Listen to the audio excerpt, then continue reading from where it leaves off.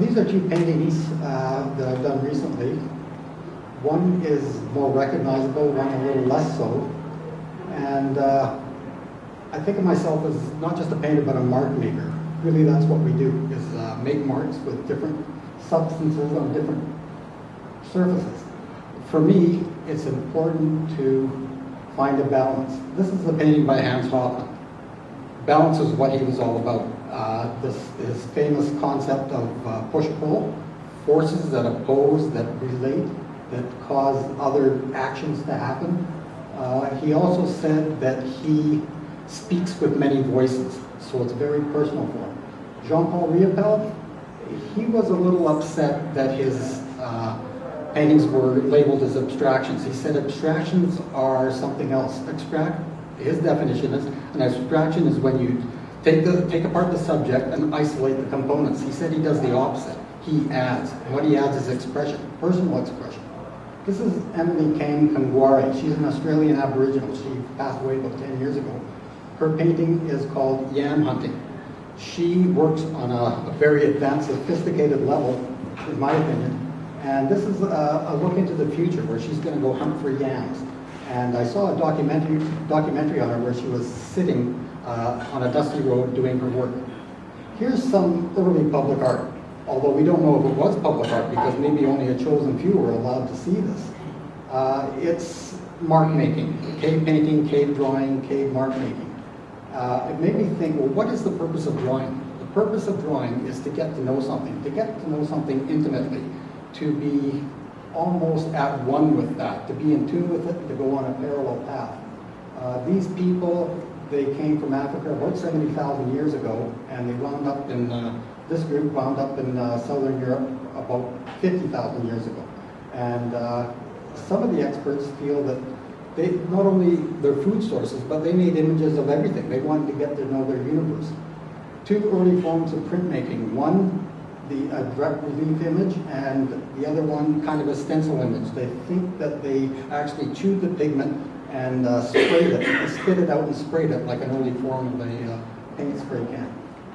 So I was on a bike ride and I saw this sign and it struck me because it totally changed the meaning. This mark somebody made on it, bisecting this bovine right in half. And it made me think of Hans Hofmann, these opposites, heads, tails, back, front, life, death. It made me think of a butcher shop. So I went to the Terra Nova Rural Farm and I saw this beautiful garlic sign. It was elegant, graceful, really appealed to me. So I thought, I did do some public art. I'm going to go on a journey and try to find it. The first sign I saw was this garlic one, and it's rougher, coarser, cruder, and it awkwardly turns the corner. Here's some computer-generated art. It's more perfect, but it's less personal. And down below, you'll see the happy BC beaches. That is not perfect, but it's much more personal and sends a stronger message out. It's funny how these things can be diluted through their perfectness. This one here kind of defeats its own purpose, the top one. The vintage truck is meant to attract the viewer, but the overload of information on top of the truck kind of blows it away. The one below, Hans Hofmann would have liked.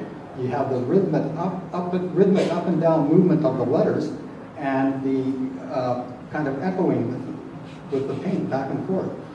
The top one, the entire space is moved outward in a fan shape.